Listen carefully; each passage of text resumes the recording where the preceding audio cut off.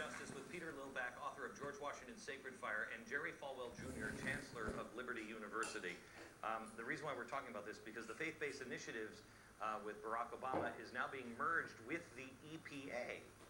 That doesn't sound spooky at all.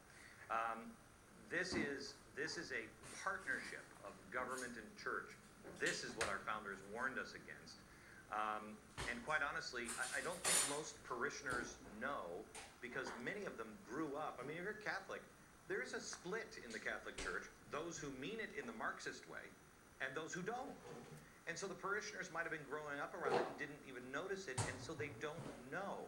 Some people in the church who are in the church may not even really know in some cases.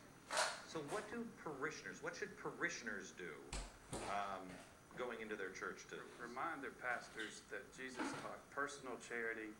He also taught the parable of the talents. He gave us the parable of the talents, where the master had 3 servants, and he condemned the one who didn't invest his talents in the marketplace. He praised the one who went out in the marketplace and earned money and succeeded. It sounded like free enterprise to me. But our students at Liberty, Jesus was a capitalist.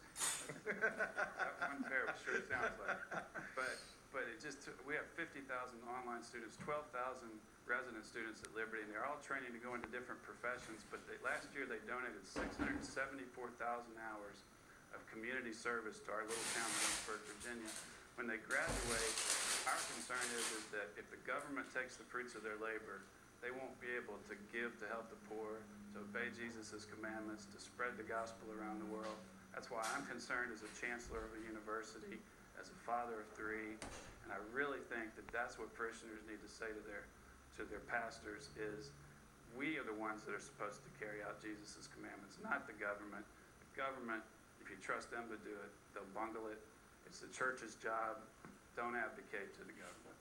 Do you think that we're in real trouble? I mean, we were talking before we went on the air about George Whitefield. Here's a show that's talking about George Whitefield. Most people don't even know who that is.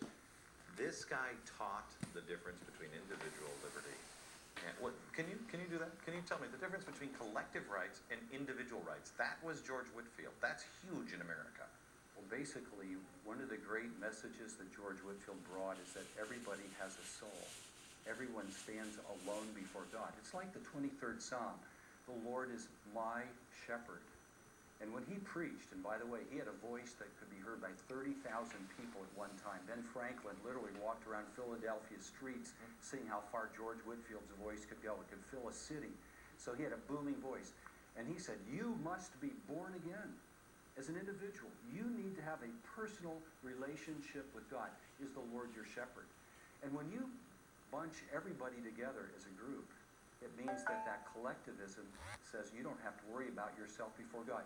And then the next step is, not only is your soul not right with God, but then all that you do is tied in with the big movement. Okay, back in just a second.